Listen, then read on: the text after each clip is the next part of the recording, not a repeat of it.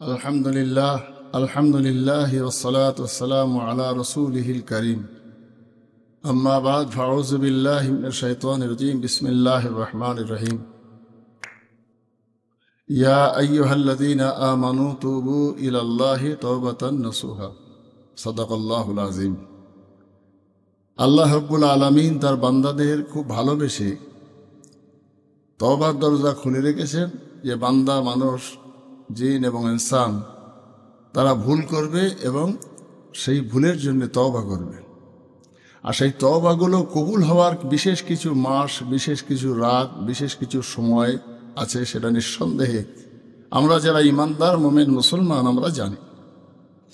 সেই বিশেষ মাসের মধ্যে একটা মাসের নাম হলো পবিত্র শাবান মাস। শাবান মাসকে এত গুরুত্ব দেওয়া হয়েছে কেন? নিঃসন্দেহে আমরা জানি যে এই মোতাবাররাক মাসে রসুল করিম সাল্লাল্লাহু আলাইহি সাল্লাম বেশি বেশি রোজা করতেন।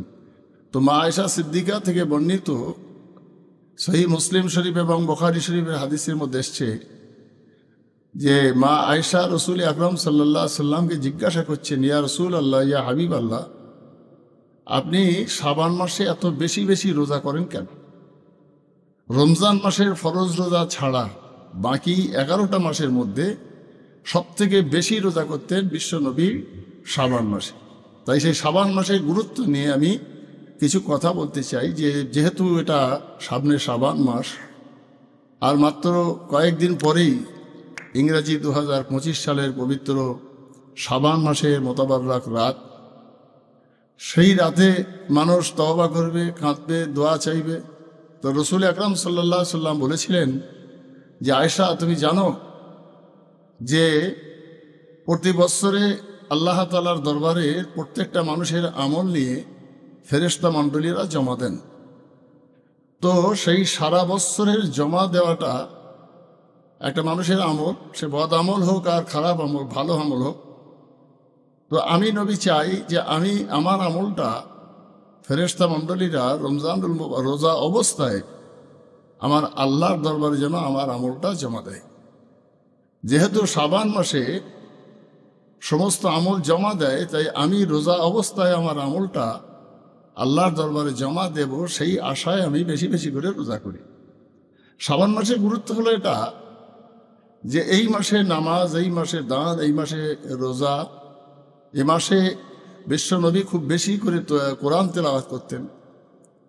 তো এই মাসের গুরুত্বটা এই জন্যেই যে একটা মানুষ যদি শাবান মাসের 3টি রোজা করে, 2টো রোজা করে, তাহলে 2টো বা 3টে রোজা করলে তার 1 বছর আগের এবং 1 বছর পরের সমূহ সগীরা গুনাহগুলো আল্লাহ মাফ করে দেন। সেই জন্যে রোজা এবং কোরআন তেলাওয়াতের উপরে গুরুত্ব খুব বেশি দিতেন হুজুর, তাই আমাদেরকেও দিতে হবে। সেই শাবান মাসের মূল্যায়ন করবার জন্যে শাবান মাসের গুরুত্বটা আমি সারা বিশ্ববাসীর কাছে এটা পৌঁছে দিতে চাই যে এই মাসে রোজা অবস্থায় যেন আমার আমলটা আল্লাহর দরবারে জমা হয়। তাই সে রোজা কবে করবেন, কখন করবেন, রোজার সঙ্গে আপনার আমার কি আমল করতে হবে, ইনশাল্লাহ আমি এটা শাবান মাস, যে মাসে আমার বীজ পোতা হয়েছিল রজব মাসে, এই মাসে আমার চারা তৈরি হবে। তাই সেই চারার তৈরি করার জন্যে, সুন্দর করার জন্যে, গাছটা গাছের মতো তৈরি করার জন্যে, ফল হবার মতো উপযোগী গাছ তৈরি করার জন্যে নামাজ, রোজা এবং দোয়া, দরুদ, কোরআন তেলাওয়াত এসব তার সার মাটি বলা যায় দিয়ে এই শাবান মাসে পরিপূর্ণ একটা সুন্দর গাছ তৈরি করে ফসল ফলাতে হবে। সে ফসল তুলবার সময় আগামী দিন আসছে, সেটা ইনশাল্লাহ আমি পরে বলব।